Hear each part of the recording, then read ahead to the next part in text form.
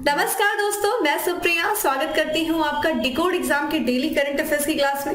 दोस्तों, उम्मीद करती हूं आप सभी लोग बहुत अच्छे से होंगे और जैसा कि आपका एग्जाम आपके पास आता जा रहा है, पूरी जोर शोर से अपने प्रिपरेशन में लग चुके होंगे।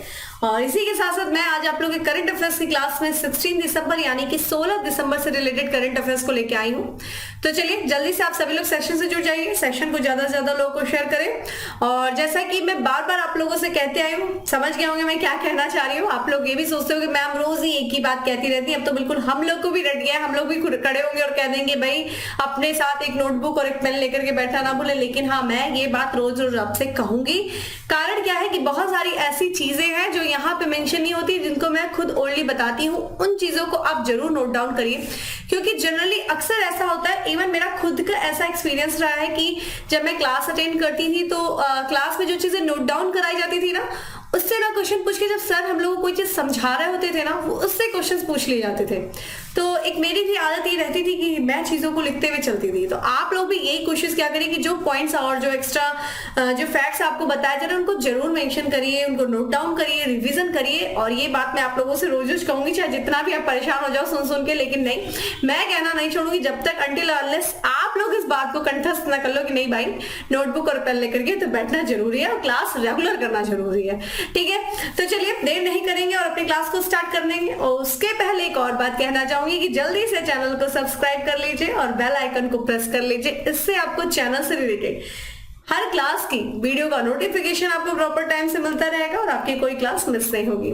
चलिए अपनी क्लास को स्टार्ट करते हैं और आज की क्लास में हम सबसे पहले प्रश्न की तरफ चलते हैं। और हमारा पहला प्रश्न है कि निम्नलिखित में से किस देश के आई स्पेस विश्व का पहला कॉमर्शियल मून लैंडर लॉन्च किया है। देखिए ये यहाँ पे आई स्पेस है और ये किस देश का आई स्पेस है जिससे देखा जब विश्व का पहला कॉमर्शियल मून लैंडर यानी कि निजी तौर पर जिस कंपनी ने विश्व का पहला मून लैंडर लॉन्च किया है उसका नाम है आई स्पेस। ये एक देखा जाए स्पेस स्टार्टअप है और ये किस देश से संबंधित है ये कमेंट बॉक्स से आपसे आंसर कर रहा है, ये आपसे पूछा गया है। तो देखिए ऑप्शन दिख रहा है आपको, जल्दी से वीडियो को पॉज करिए, कमेंट बॉक्स में आंसर करिए। देखिए क्विक आंसर करने की कोशिश क्या करिए, आपस में आप जितने लोग भी जो सेशन को देखते हैं वो तुरंत आपस में कंपटीशन करो यार, जल्दी से जल्दी देखिए कौन रिस्पॉन्स करता है, पहले आपस में कंपटीशन को जनरेट करो। ठीक है, तो कंपटीशन का होना बहुत जरूरी है और ध्यान रखिएगा पॉजिटिव कंपटीशन का। ठीक है, एक दूसरे को सपोर्ट करते हुए आगे बढ़ो।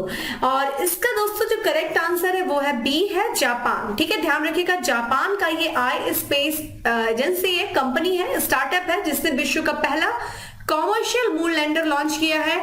देखिए भाई जापान देखा जाए, जापान ने पहली बार किसी मून लैंडर को लॉन्च किया, यानी कि चंद्रमा पे किसी लैंडर को लॉन्च किया और वो भी देखा जाए ये पहला, वो भी निजी कंपनी के ने ऐसा जो है मून लैंडर बनाया था।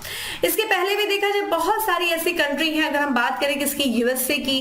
ठीक है, समझ गए होंगे। फिर दूसरा देखा जाए रशिया की, उसके बाद देखा जाए चाइना की। ठीक है, चाइना की जो नेशनल स्पेस एजेंसी उन्होंने पहले से ही चंद्रमा पर अपने मून लैंडर भेजे हुए हैं। लेकिन जापान देखा जाए, जापान का ये अपने आप में पहला मून लैंडर है, वो भी एक निजी कंपनी के द्वारा बनाया हुआ, इसलिए ये इंपॉर्टेंट है। और ये अपने आप में एक कॉमर्शियल मून लैंडर है और ये विश्व का पहला है। तो जापान की एक स्पेस एजेंसी है, स्पेस स्टार्टअप है जिसका नाम है आई स्पेस इंक। ठीक है, इससे देखा जाए एक मिशन लॉन्च किया है जिसका नाम क्या है दोस्तों, हकाटू आर मिशन। ठीक है, ध्यान रखिएगा हकाटू आर मिशन।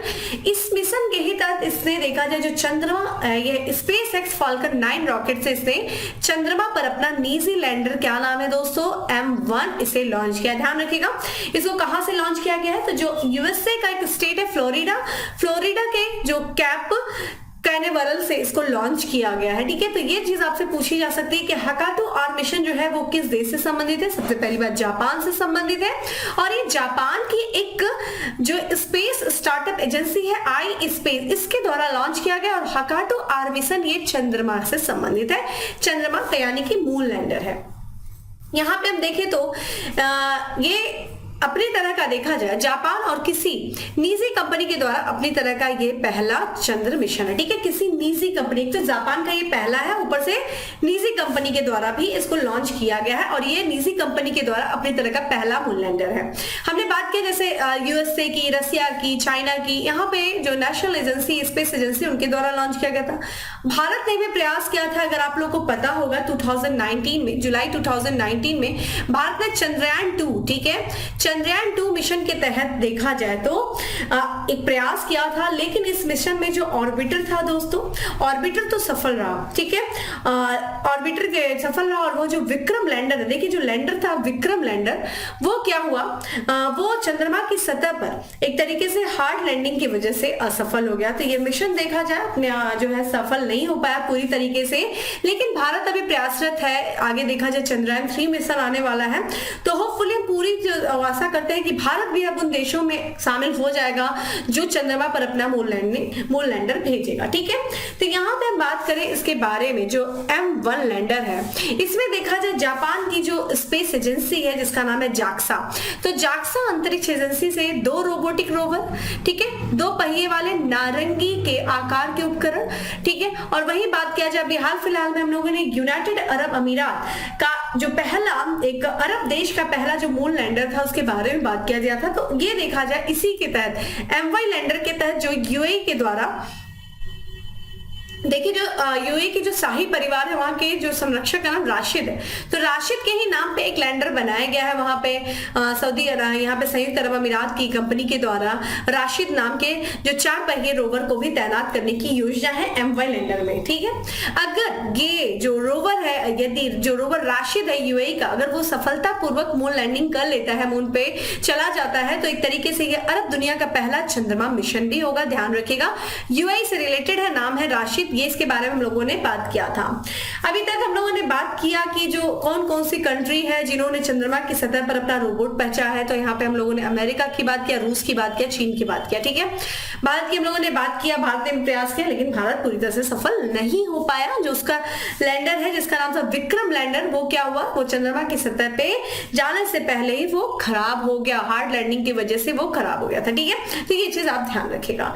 चलिए ध्यान रखिए, ये क्वेश्चन अपने आप में बहुत इंपॉर्टेंट है, साइंस एंड टेक्नोलॉजी से रिलेटेड जो क्वेश्चंस बनेंगे वो यहाँ से पूरी तरह से बन सकते हैं, तो काफी अच्छे से पढ़ लीजिएगा इस चीज को। आइए अगली तरफ पढ़ते हैं और अपने नेक्स्ट क्वेश्चन पे चलते हैं। नेक्स्ट क्वेश्चन है दोस्तों हमारा कि निम्न में से कौन सा देश भविष्य में धूम्रपान पर प्रतिबंध हेतु दुनिया का पहला कानून पास किया। देखो भाई, कितने लोगों को तो इंडिया में, कितने जो यूथ है उनको तो हार्ट अटैक आ जाएगा इसी बात को सुनकर कि इस तरह का काम कौन कर रहा है कि भैया धूम्रपान, क्योंकि यहाँ तो एक स्टेटस क्यों हो चुका है ना कि जब तक मुंह में सिगरेट नहीं लगेगी तब तक कैसे पता चलेगा कि नहीं हम तो यूथ हैं यहाँ के, है ना। तो ये एक तरीके का, ये एक देश है जिससे अपने आप में बहुत बड़ी बात है कि इस तरीके का डिसीजन ले रहा है ये कंट्री, और वहां पे पूरी तरीके से धूम्रपान के लिए एक कानून पास किया जो पूरी तरीके से उसको प्रतिबंधित कर देगा। और ऐसा कानून पास करने वाला जो दुनिया का पहला देश है दोस्तों वो है न्यूजीलैंड।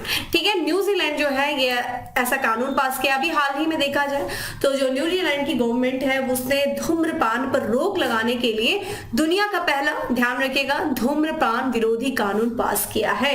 ध्यान रखिएगा, इस कानून को पास करने के बाद ही जो आने वाली पीढ़ी है, वहां की जो जनरेशन है, उसको ना तो धूम्रपान खरीदना परमिशन होगी और ना ही बेचने की किसी भी तरह की कोई परमिशन नहीं हो सकेगी। ठीक है, इस कानून को देखा जाए, इस कानून के पास होते ही जो कोई भी वहां के लोग जो 1 जनवरी 2009 को पैदा हुए और या फिर उसके बाद पैदा हुए, ऐसे किसी भी व्यक्ति को वो कभी भी ना जो तंबाकू है, जो टोबैको है, उसको ना खरीद सकेंगे और ना ही वो बेच सकेंगे। इस कानून में ये कंडीशन दी गई है 1 जनवरी 2019 को पैदा हुए या फिर उसके बाद। ठीक है, यहाँ पे हम बात करें कानून के तहत वहां पे जो खरीदने की न्यूनतम आयु भी है वो साल दर साल क्या हो जाएगी, बढ़ाती जाएगी। यानी कि अभी थोड़ा सा सहूलियत दिया जाएगा, फिर आने वाले दिन में थोड़ा और कम, फिर थोड़ा और कम, ऐसा नहीं कि मतलब न्यूनतम आयु को आने वाले दिन में जो है वो बढ़ाने का प्रयास किया जाएगा जिससे कि कम से कम लोग ही सिगरेट या फिर तंबाकू खरीद सकें।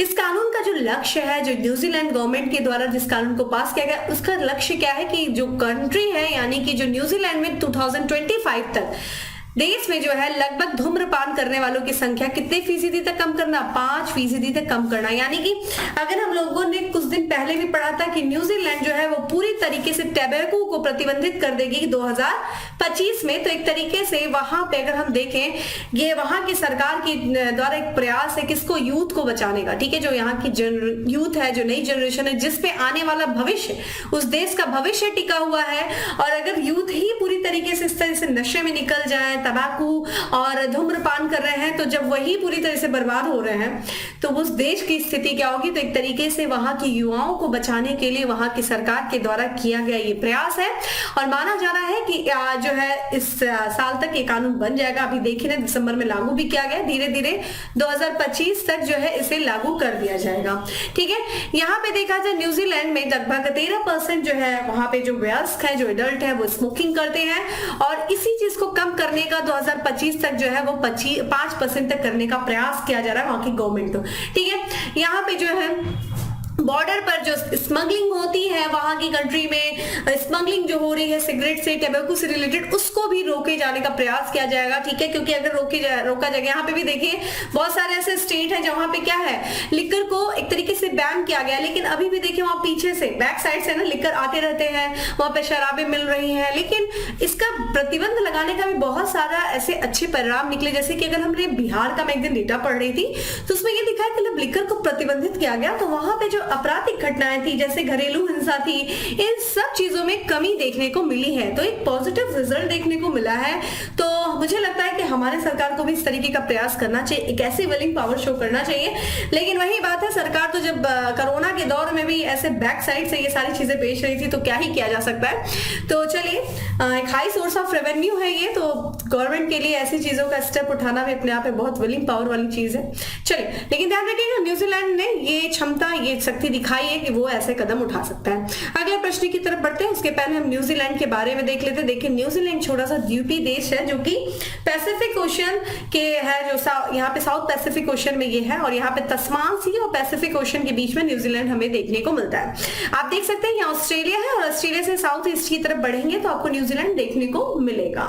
ठीक है, न्यूजीलैंड देखिए, इसके दो द्वीप नॉर्थ आइलैंड है और साउथ आइलैंड है। जो न्यूजीलैंड का कैपिटल है दोस्तों वेलिंगटन, वो नॉर्थ आइलैंड के साउथ में स्थित है। ध्यान रखिएगा, नॉर्थ आइलैंड पूछा गया है आपसे ये क्वेश्चन कि जो न्यूजीलैंड का कैपिटल है वो नॉर्थ आइलैंड में या फिर साउथ आइलैंड में, तो नॉर्थ आइलैंड के साउथ में है और यहीं पे देखिएगा आपको कुक स्ट्रेट देखने को मिलेगा। ठीक है, जो कि नॉर्थ और साउथ के बीच में है। कुक स्ट्रेट देखिए जोड़ता किसको, तस्मान सी को पैसिफिक ओशन से। ठीक है, और नॉर्थ आइलैंड को साउथ आइलैंड से अलग कर रहा है। यहाँ की मुद्रा की बात करें दोस्तों तो न्यूजीलैंड डॉलर यहाँ की करेंसी है और यहाँ की जो प्राइम मिनिस्टर है उनका नाम है जसिंदा अर्डन, जो है यहाँ की प्राइम मिनिस्टर है। तो ये था दोस्तों आज का हमारा दूसरा क्वेश्चन। अब हम बात करेंगे अगले क्वेश्चन की। नेक्स्ट क्वेश्चन पे बढ़ूं उसके पहले आपसे क्वेश्चन पूछना चाहूंगी कि कमेंट बॉक्स में आंसर करें कि विश्व निषेध तंबाकू दिवस यानी कि वर्ल्ड नो टबैको डे कब सेलिब्रेट किया जाता है और इस साल अगर सेलिब्रेट किया गया है, अगर वो डेट है तो उसकी थीम क्या थी, साथ में आप मुझे ये भी बताएं। चलिए अगले प्रश्न की तरफ बढ़ते हैं। नेक्स्ट क्वेश्चन है हमारा कि प्रधानमंत्री नरेंद्र मोदी निम्न में से कहां आयोजित प्रमुख स्वामी महाराज शताब्दी महोत्सव के उद्घाटन समारोह में भाग लिए? तो देखा जाए अभी हाल ही में यहाँ पे स्वामी महाराज शताब्दी महोत्सव का उद्घाटन किया गया जिसमें देश के प्रधानमंत्री नरेंद्र मोदी जी भी भाग लिए और ये कहां पे किया गया दोस्तों, ये चीज इंपॉर्टेंट है आपके लिए, तो इंपॉर्टेंट है अहमदाबाद। ठीक है, गुजरात के अहमदाबाद में ये स्वामी महाराज शताब्दी महोत्सव का उद्घाटन किया गया और ये किया गया था दोस्तों 14 दिसंबर को किया गया अहमदाबाद में, गुजरात के अहमदाबाद में। और इस उद्घाटन समारोह में देखा जाए प्रधानमंत्री नरेंद्र मोदी जी ने भी भाग लिया। ध्यान रखिएगा, स्वामी महाराज शताब्दी महोत्सव ये साल भर देखा जाए, इस महोत्सव के बारे में देखा जाए तो साल भर चलने वाले विश्व व्यापी समारोह का जो समापन है वो प्रमुख स्वामी महाराज शताब्दी महोत्सव में होगा। इसकी मेजबानी कौन कर रहा है? बीएपीएस स्वामी नारायण मंदिर शाहीबाग के द्वारा की जाएगी। ठीक है, और जो कि एक तरीके से ये मुख्यालय है किसका दोस्तों, शाहीबाग मुख्यालय बीएपीएस स्वामी नारायण संस्था का ये विश्वव्यापी मुख्यालय। ठीक है, यहाँ पे अगर हम देखें तो ये पूरे जो है महोत्सव 1 महीने तक चलेगा। इस उत्सव जो कि 15 दिसंबर से लेकर के 15 जनवरी तक चलेगा और ये अहमदाबाद में आयोजित किया जा रहा है, जैसा कि हम लोगों ने देखा। और इसमें देखा जाए जो दैनिक कार्यक्रम, विषयगत प्रदर्शनियां और विचारोत्तक मंडप इस पे लगाए जाएंगे।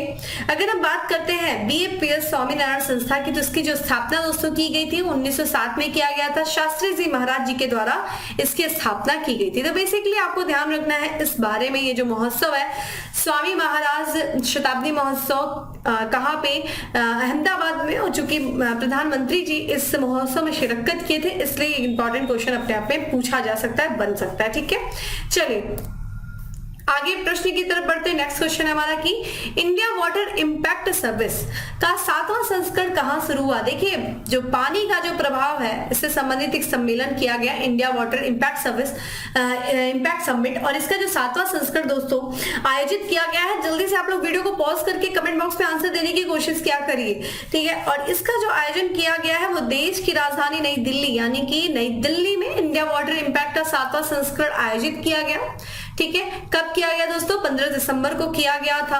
और इस कार्यक्रम का जो आयोजन किया गया है वो नीति आयोग के द्वारा किया गया है। ठीक है, ध्यान रखिएगा, नीति आयोग इसके द्वारा किया गया। और इसमें दुनिया भर के और साथ ही साथ भारत से जो नए तकनीकी नवाचार हैं, जो अनुसंधान है, जो नीति के ढांचे हैं, जो निवेश मॉडल है, उनका प्रदर्शन किया गया है इस समिट में। ठीक है, ये चीज ध्यान रखिएगा। इस समिट की बात करें तो ये समिट जो है किस पर फोकस्ड है, बेसिकली देखा जाए तो मैपिंग एंड कंजर्व यहाँ पे कन्वर्जेंस 5P। ठीक है, 5P है ये। 5P से क्या मतलब है? यहाँ पे लोगों, नीतियों, योजनाओं, कार्यक्रमों और परियोजनाओं। अगर हम इंग्लिश में देखें 5P को तो people, policies, plans, programmes and project, इसके तहत जो है जो कुछ भी चुनिंदा पहलू है उन पर ध्यान केंद्रित करने के लिए ये एक तरीके से संबंधित रहा है ये समिट। तो ध्यान रखिएगा, नीति आयोग के द्वारा इस समिट का आयोजन किया गया है। कब, कहाँ पे दोस्तों? नई दिल्ली में किया गया। 7वां संस्करण था इंडिया वाटर इम्पैक्ट समिट का। ठीक है, नीति आयोग दोस्तों आप मुझे कमेंट बॉक्स में बताइए नीति आयोग कब बना था। योजना आयोग के स्थान पे देखिए बनाया गया था, ध्यान रखिएगा, नीति आयोग, और योजना आयोग के स्थान पे बनाया गया था। कब बनाया गया था ये आप मुझे नीति आयोग के बारे में बताइए। ठीक है, चलिए अगले प्रश्न की तरफ बढ़ते हैं। नेक्स्ट क्वेश्चन है हमारा कि हाल ही में जारी हुरून ग्लोबल 500 सूची 2022 मूल्यवान कंपनियों की सूची में भारत का कौन सा स्थान है। तो अभी देखा जाए यहाँ पे 500 सूचियां जो है जारी की गई मूल्यवान कंपनियों की हुरून ग्लोबल जो है लिस्ट के नाम से, और इसमें भारत का कौन सा स्थान रहा है, तीसरा, पांचवा, चौथा या फिर दूसरा। दोस्तों इसका जो करेक्ट आंसर है वो है पांचवा। भारत का जो है स्थान पांचवा रहा है। आइए इसके बारे में बात करते हैं। तो यहाँ पे जो अभी जारी किया गया है हुरून ग्लोबल, ध्यान रखिएगा, इसका नाम ध्यान रखिएगा, हुरून ग्लोबल 500 सूची 2022, इसके अनुसार देखा जाए भारत का जो स्थान रहा है वो 20 सबसे मूल्यवान कंपनियों के साथ कितना रहा है, 5वें स्थान पे रहा है। ठीक है, तो 20 सबसे मूल्यवान कंपनियों के साथ भारत दुनिया के सिर्फ 500 फर्म वाले देशों में 5वें स्थान पे रहा है। तो कितनी मूल्यवान कंपनी है यहाँ पे, वैल्यूएबल ग्लोबली जो कंपनी है वो है 20 है, और इसी के साथ साथ जो इंडिया का प्लेस रहा है वो 5th प्लेस पे रहा है। पिछले साल जो भारत की बात किया जाए, इस लिस्ट में हुरून ग्लोबल 500 लिस्ट जो 2021 में जारी किया गया था उसमें भारत की 8 कंपनियां शामिल थी, और इसी के साथ साथ भारत जो था 9वें स्थान पे था। अब 20 कंपनियां शामिल है, इसके साथ साथ भारत 5वें स्थान पे है। यहाँ पे अगर हम देखा जाए जो लिस्ट जारी की गई है हुरून रिसर्च इंस्टीट्यूट के द्वारा इसे जारी किया गया है। ठीक है, और ये सूची जो है ये दुनिया भर के जो दुनिया के 500 सबसे मूल्यवान गैर राजतंत्रीय, यानी कि जो एक तरीके से जो प्राइवेट कंपनियां होती है जिसपे कंट्रोल नहीं होता है गवर्नमेंट का, जो गैर राजतंत्रीय कंपनी होती है उनका संकलन ये करती है, उनकी मार्केट वैल्यू इन सब के आधार पे। इसमें देखा जाए भारत की, चूंकि हम बात कर रहे हैं अगर भारत के 5 हैं, 5वें स्थान पे है 20 मूल्यवान कंपनी। जो सबसे शीर्ष यानी कि सबसे टॉप की जो भारत की जो मूल्यवान कंपनी है वो है Reliance industry limited. Overall ranking देखा जाए वर्ल्ड में तो इसकी 34वीं रैंकिंग रही है, भारत में पहले। वहीं अगर हम दूसरे स्थान पे देखें भारत में कौन सी कंपनी रही है तो TCS यानी कि टाटा कंसल्टेंसी सर्विस। तीसरे स्थान पे देखा जाए दोस्तों तो HDFC बैंक जो है वो तीसरे स्थान पे रही है। अगर आप पूरे वर्ल्ड लेवल पे देखें कि पूरे वर्ल्ड पे जो है सबसे टॉप की कंपनी कौन रही है, तो ये अमेरिका की कंपनी है एप्पल। ठीक है, एप्पल जो कि हुरून ग्लोबल 500 सूची में शीर्ष स्थान जो कि पहले स्थान पे रही है। और दूसरे स्थान की बात किया जाए दोस्तों तो माइक्रोसॉफ्ट रहा है तीसरे स्थान पे, अल्फाबेट जो कि गूगल की पेरेंट कंपनी, वहीं देखा जाए अमेजन और फिर टेस्ला जो कि इनका स्थान आता है। अगर हम ओवरऑल देखें कि पूरे वर्ल्ड में जो है शीर्ष जो कि भारत का 5वां, तो अन्य कौन से ऐसे 4 कंट्री हैं जो भारत से पहले आते हैं। तो यहाँ पे टॉप लेवल की जो सबसे जो कंट्री रही है जहाँ सबसे अधिक जो है मूल्यवान कंपनी, तो यहाँ पे संयुक्त राज्य अमेरिका जो है वो 260 कंपनियों के साथ शीर्ष स्थान पे रहा है। दूसरे नंबर पे दोस्तों चीन है, यहाँ पे 33 मूल्यवान कंपनियां हैं। तीसरे स्थान पे दोस्तों जापान है, ठीक है 28। चौथे स्थान पे यूनाइटेड किंगडम 21 कंपनियों पे। और ध्यान रखिएगा 5वें स्थान पे एक और कंट्री है जिसका नाम है कनाडा। ठीक है, कनाडा जहां पे 20 कंपनियां मूल्यवान कंपनी है, इसके साथ भारत और कनाडा दोनों जो है वो 5वें स्थान पे रहे हैं। ये चीज ध्यान रखिएगा आप सभी लोग। तो ओवरऑल देख लीजिएगा, ओवरऑल अमेरिका की कंपनी जो है एप्पल वो पहले स्थान पे रही। भारत की बात किया जाए तो रिलायंस इंडस्ट्री जो है वो पहले स्थान पे रही। ध्यान रखिएगा इस पर पहली बार जो अडानी ग्रुप है वो भी जो है स्थान पाया है और चौथे स्थान पे रहा है। ठीक है, 4th स्थान पे रहा है। अडानी ग्रुप की कंपनी जो रही है वो 4th प्लेस पे रही है, ये चीज ध्यान रखिएगा। तो हुरून रिसर्च की लिस्ट रही है, भारत 5वें स्थान पे रहा है। पिछले साल ये 9वें स्थान पे था, कितने कंपनियों के साथ, 8 कंपनियों के साथ। ठीक है, चलिए अगले प्रश्न की तरफ बढ़ते हैं। नेक्स्ट क्वेश्चन है दोस्तों हमारा कि निम्नलिखित में से किस राज्य को टीवी नियंत्रण कार्यक्रम के लिए पुरस्कृत किया गया है। तो ये राज्य जिसने अपने क्षेत्र में, अपने राज्य में टीवी को नियंत्रित करने के लिए जो कार्यक्रम चलाया, उस कार्यक्रम के लिए जो उसकी सफलता मिली उसको पुरस्कृत किया गया है। और ये राज्य दोस्तों और कोई नहीं बल्कि नॉर्थ ईस्ट का ये राज्य है मेघालय। ठीक है, छोटा सा ये राज्य जो अपने आप में बहुत बड़ा काम किया है, टीवी को उन्मूलन करने के लिए जो इसने प्रयास किया उसके लिए इसको पुरस्कृत किया गया। आइए थोड़ा सा इसके बारे में देख लेते हैं। तो जो मेघालय सरकार है जो लगातार प्रयास कर रही है अपने राज्य में से टीवी जैसे खतरनाक बीमारी को खत्म करने के लिए, यानी कि क्षय रोग के खत्म करने के लिए, और वहां पे जिसने की क्षय रोग के खिलाफ एक जन आंदोलन जो कि लोगों का आंदोलन उसने अपनाया और इस बीमारी को नियंत्रित करने के लिए जो सर्वोत्तम प्रथाएं से चलाई, उसके लिए इस राज्य को क्या किया गया दोस्तों, पुरस्कार से सम्मानित किया गया। ठीक है, ये चीज ध्यान रखिएगा, किसे, मेघालय सरकार को। अगर हम बात करते हैं, ठीक है, अगर हम बात करें टीवी मुक्त भारत अभियान जिसे हम क्या कहते हैं जन आंदोलन, इसका उद्देश्य देखिए क्या है दोस्तों। एक तो लोगों को टीवी के प्रति जो बीमारी है, जो क्षय रोग है, उसके प्रति लोगों को जागरूक करना। इस कलंक को, देश में जो इतनी बड़ी आबादी, बहुत बड़ी आबादी इस बीमारी से प्रभावित रहती है, तो एक तरीके से अपने आप में एक धब्बा है कि हम जिस तरीके से आगे बढ़ रहे हैं और इस बीमारी का भी हमें सामना करना पड़ा, तो इस कलंक को भी मिटाना और साथ ही साथ पूरे राज्य में जो है इस बीमारी को खत्म करने से संबंधित जो सेवाएं हैं उनके मांग को पैदा करना इसका उद्देश्य रहा है। अगर हम पूरा डेटा देखें, ओवरऑल डेटा देखें, तो यहाँ पे जो है इस राज्य में 2021 में कितने मामले दर्ज किए गए थे, 4189, और मात्र 1 साल के बाद यानी कि पहली तिमाही में जो लगभग ये मामले कितने हो गए थे दोस्तों, 1075। ठीक है, रोगियों को इलाज करने नामांकित किया गया था। ठीक है, अगर हम भारत का देखें तो देखा जाए भारत सरकार जो है लगातार प्रयास कर रही है और इसने एक लक्ष्य रखा है। अगर देखें वर्तमान में जो प्रधानमंत्री नरेंद्र मोदी जी हैं उन्होंने एक लक्ष्य रखा है कि 2025 जो इस बीमारी से, अगर देखा जाए 1 साल में लगभग माना जाता है कि 26 लाख से अधिक जो भारतीय हैं वो इस बीमारी से प्रभावित होते हैं, टीवी जैसे रोग से प्रभावित होते हैं। तो ऐसे खतरनाक बीमारी जो इतने बड़े जनसंख्या को, इतने बड़े तबके को प्रभावित कर रही है, इस बीमारी को खत्म करने के लिए भारत सरकार ने एक लक्ष्य रखा है कि इस बीमारी को 2025 तक भारत से समाप्त कर दिया जाएगा। वहीं अगर हम WHO की बात करें तो WHO ने जो अपना सस्टेनेबल डेवलपमेंट गोल बनाया है 2030 का, उस गोल के तहत जो है उसने विश्व से 2030 तक टीबी उन्मूलन का लक्ष्य रखा है। और भारत सरकार जो कि उससे पहले यानी कि 5 साल पहले 2025 में ही इस टीबी को समाप्त करने का लक्ष्य रखा है। इसके तहत देखा जाए सरकार ने एक टीबी उन्मूलन के लिए एक राष्ट्रीय रणनीति योजना भी शुरू की है, जो कि कब से कब तक है, 2017 से लेकर के 2025 जो है अपनाई गई, जो कि अधिक सामुदायिक जुड़ाव को सुनिश्चित करती है। तो टीबी को समाप्त करने के लिए लगातार प्रयास किए जा रहे हैं।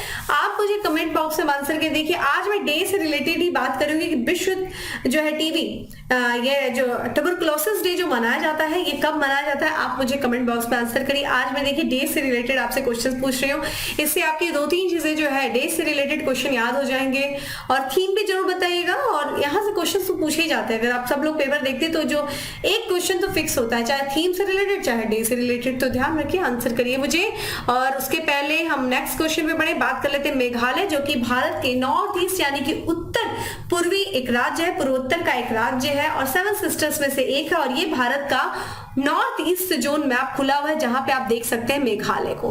मेघालय दोस्तों जो कि सिर्फ और सिर्फ एक राज्य और एक अंतरराष्ट्रीय देश से अपनी सीमा यानी कि दूसरे देश से बांग्लादेश से अपनी सीमा साझा करता है, और असम से ये तीनों ओर से घिरा हुआ है मेघालय।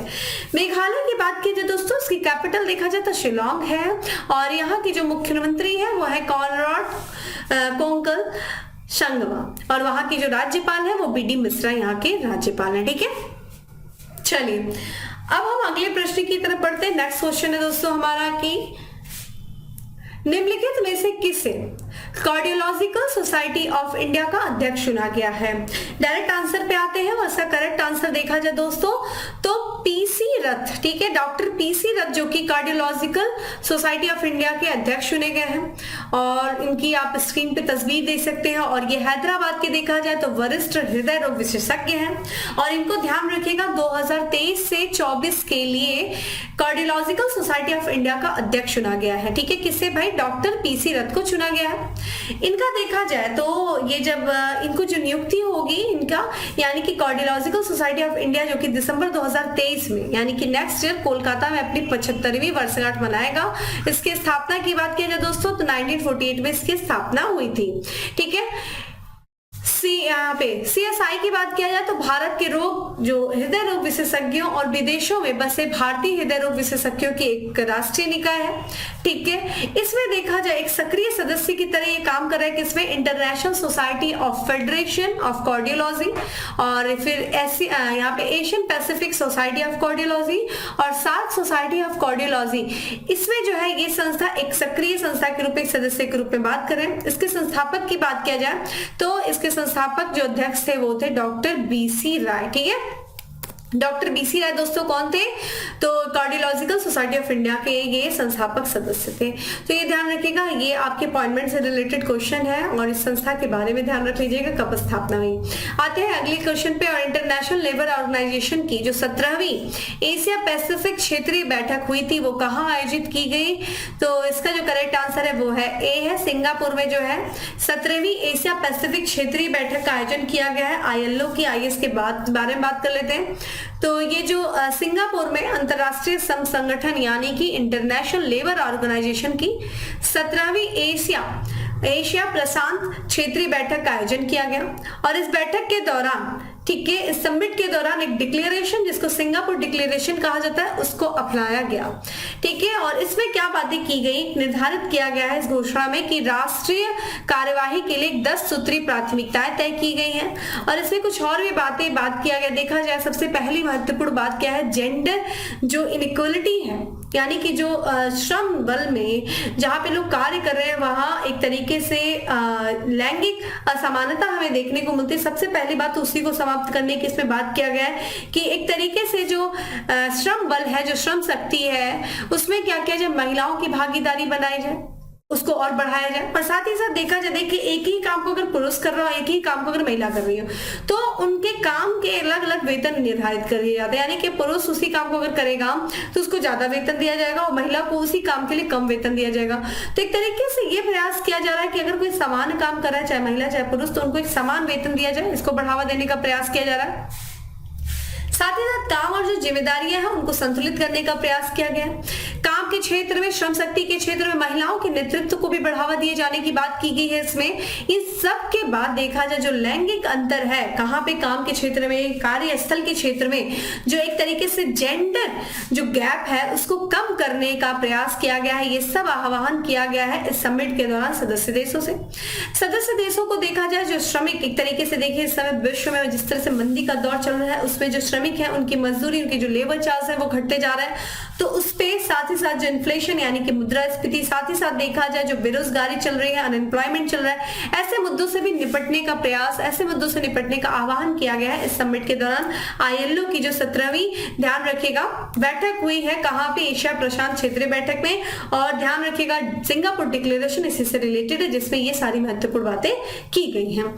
चलिए अगले प्रश्न की तरफ बढ़ते हैं। नेक्स्ट क्वेश्चन है हमारा कि भारत के सबसे बड़ी समकालीन कला प्रदर्शनी कहां आयोजित की जा रही है। तो ये सबसे बड़ी समकालीन कला प्रदर्शनी का जो आयोजन किया जा रहा है वो केरल के शहर कोच्चि में किया जा रहा है, यानी कि सी में। आइए इसके बारे में बात करते हैं। तो भारत की जो सबसे बड़ी समकालीन कला प्रदर्शनी है जिसका नाम देखिए कोच्चि मुजरिस बिएनेल, इसका जो आयोजन किया जा रहा है वो कोच्चि में किया जा रहा है। और जो केरल के मुख्यमंत्री हैं जिनका नाम है दोस्तों पिनराई विजयन ने जो फोर्ट है कोच्चि परेड ग्राउंड में, वहां पे कला प्रदर्शनी के 5वें संस्करण का ध्यान रखेगा उद्घाटन किया है। ये 5वां संस्करण है इस संस्करण का, यानी कि इस प्रदर्शनी की शीर्षक की बात करें तो इस वर्ष का जो शीर्षक रहा है वो क्या है, हमारी रगों में स्याही और आग बहती है, ये शीर्षक है। और इस प्रदर्शनी को जो भारतीय मूल की कलाकार है जिनका नाम है शुभोगी राव, उन्होंने क्यूरेट किया है। ठीक है, इस प्रदर्शनी में देखा जाए विभिन्न देशों के 90 कलाकारों की 200 प्रमुख रचनात्मक परियोजनाओं को प्रदर्शित किया गया है और ये ध्यान रखिएगा 10 अप्रैल तक ये जारी रहेगा। ठीक है, तो इस प्रदर्शनी का अगर पिछले संस्करण की बात किया जाए दोस्तों तो ये 2008 में यानी कि 4 साल पहले इसको आयोजित किया गया था।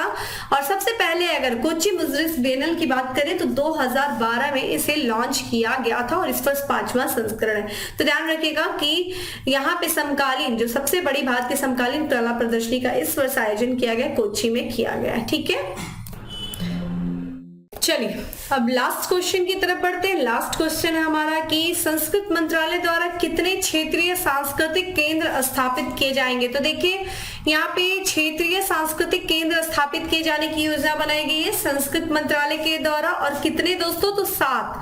ठीक है, 7 क्षेत्रीय सांस्कृतिक केंद्र स्थापित किए जाएंगे और संस्कृत मंत्रालय के द्वारा। और ये कहाँ स्थापित किए जाएंगे दोस्तों, तो पटियाला, ठीक है ध्यान रखिएगा, फिर नागपुर महाराष्ट्र में, उदयपुर, जयपुर राजस्थान में, और यहाँ पे प्रयागराज। देखिए इंपॉर्टेंट क्या है प्रयागराज, क्योंकि उत्तर प्रदेश का एक स्थान यहाँ पे शामिल है। क्षेत्रीय जो जोनल कल्चरल सेंटर है उसमें एक स्थान जो है उत्तर प्रदेश का है जो कि प्रयागराज, इसलिए आपके लिए इंपॉर्टेंट हो जाता है। फिर कोलकाता, पश्चिम बंगाल का कोलकाता, यहाँ पे दीमापुर दोस्तों नागालैंड में है। और वही बात करें तंजावुर जो कि तमिलनाडु में है, यहाँ पे ये मुख्यालय जो है स्थापित किए जाएंगे। इन मुख्यालयों के साथ जो 7 क्षेत्रीय सांस्कृतिक केंद्र है उनको स्थापित किया जाएगा, किसके द्वारा, संस्कृत मंत्रालय के द्वारा।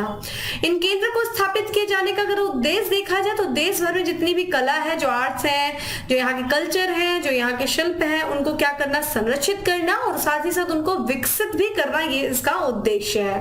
ठीक है, इनकी बात किया जाए जो जोनल कल्चर सेंटर्स हैं उनको अपने कैलेंडर के अनुसार हर साल कला और संस्कृति को बढ़ावा देने के लिए कम से कम यहाँ पे 42 ठीक है 42 क्षेत्रीय उत्सव आयोजित करते हैं। ठीक है, ये चीज ध्यान रखिएगा। बेसिकली देखा जाए ये 7 कहाँ पे जो 7 जो जोनल कल्चर सेंटर्स है कहाँ स्थापित किए जा रहे हैं, ये इंपॉर्टेंट है। इसमें सबसे इंपॉर्टेंट प्रयागराज की बात की गई, इसलिए आपके लिए यूपी स्पेशली हो जाता है, ध्यान रखिएगा। अब आते हैं आज के फैक्ट्स ऑफ द डे पे, और आज का हमारा सबसे पहला फैक्ट है दोस्तों कि अंतरराष्ट्रीय चाय दिवस मनाया गया। कब मनाया गया दोस्तों, 15 दिसंबर को। ठीक है, अंतरराष्ट्रीय चाय दिवस। कमेंट बॉक्स में आप आंसर करिए कि विश्व का सबसे बड़ा चाय उत्पादक और चाय निर्यातक देश कौन सा है, सबसे ज्यादा उत्पादन कौन सा देश करता है। और क्रम से देखिए, एक बार पीसीएस में ये क्वेश्चन पूछा गया था कि क्रम दे दिया था, सबसे पहले ये कंट्री, तो लगातार मुझे पहले स्थान पे कौन सा उत्पादक देश है, फिर दूसरे स्थान पे, फिर तीसरे स्थान पे, आप मुझे बताइए। और सबसे बड़ा जो निर्यात करने वाला कंट्री, सबसे ज्यादा निर्यात करने वाला कंट्री कौन सा है, ये भी आप मुझे कमेंट बॉक्स में बताइए। दूसरा देखिए, अभी हाल फिलहाल में कतर में फीफा वर्ल्ड कप चल ही रहा, और फीफा वर्ल्ड कप में विश्व जो चल रहा है वहां सेमीफाइनल में जगह बनाने वाला जो पहली अफ्रीकी टीम बनी है दोस्तों, वो बनी है मोरक्को की। लेकिन सेमीफाइनल में दोस्तों पहुंच गई ये कंपनी, यहाँ पे ये जो इस कंट्री की बात किया जाए दुर्भाग्यवश ये हार गई, जो है ये फाइनल तक नहीं पहुंच पाई। सेमीफाइनल में ही देखा जाए तो ये फ्रांस से ये जो कंट्री है वो हार गई, और ये अफ्रीका की पहली कंट्री थी जो कि फीफा विश्व कप में, फीफा फुटबॉल विश्व कप के सेमीफाइनल में जगह बनाई थी, मोरक्को। कहाँ पे हो रहा है दोस्तों फीफा वर्ल्ड कप? ये हो रहा है दोस्तों कतर में हो रहा है। ठीक है, आप मुझे बताइए 2026 का जो फीफा वर्ल्ड कप होगा वो किस कंट्री में आयोजित किया जाएगा? देखिए बहुत इंपॉर्टेंट है ये अपने आप में। अगला है, हाल ही में राष्ट्रीय स्वास्थ्य मंत्रियों का सम्मेलन आयोजित किया गया दोस्तों, कहाँ पे? वाराणसी में किया गया। वहीं बात करें फीफा विश्व कप इतिहास में सबसे ज्यादा अर्जेंटीना के लिए गोल करने वाले जो खिलाड़ी बन गए हैं वो बन गया है लियोनेल मेसी। ठीक है, तो देखिए हम लोग को लगातार चूंकि फीफा चल ही रहा है तो फीफा से रिलेटेड बहुत सारे क्वेश्चंस हमें पढ़ने ही पड़ेंगे और ध्यान रखिएगा क्वेश्चंस भी आपके एग्जाम में पूछे जाएंगे, तो कहीं भी इफ और बट मत करिएगा, अच्छे से पढ़ लीजिएगा। वहीं लास्ट आज का हमारा फैक्ट्स ऑफ द डे है कि विश्व स्वास्थ्य संगठन के मुख्य वैज्ञानिक के रूप में किसे सम्मिलित किया गया, लिफ्ट किया गया? तो ये देखा जाए सर जेरेमी फरार को किया गया है। तो ये था दोस्तों आज का हमारा करंट अफेयर्स से रिलेटेड बहुत सारी चीजें हम लोगों ने डिस्कस किया। और हाँ, ना सिर्फ डिस्कस किया, क्वेश्चंस भी मैंने आपसे पूछे करंट अफेयर्स के दौरान, तो उम्मीद है आंसर करेंगे जैसे आप लोग करते आ रहे हैं। बहुत अच्छा लगता है, कुछ बच्चे तो रेगुलर आंसर करते हैं, उन लोग को देख करके मैं अपने आप में मोटिवेट होती हूँ। तो आप लोग भी कोशिश करिए, ना सिर्फ सेशन को देखिए एक ही आंसर करिए, लेकिन कोशिश करिए आंसर करने की। और बाकी सेशन अच्छा लग रहा हो तो लाइक करना भी ना भूलें। बाकी डेली करंट अफेयर्स की पीडीएफ आपको डिकोड एग्जाम के टेलीग्राम ग्रुप पे मिल जाएगा, जिसका लिंक आपको डिस्क्रिप्शन बॉक्स में दिया हुआ है। ज्वाइन करिए और पीडीएफ को डाउनलोड करके डेली रिवीजन करिए। फिर मिलते हैं दोस्तों नेक्स्ट सेशन में, तब तक के लिए bye, have a good day, stay safe and stay happy.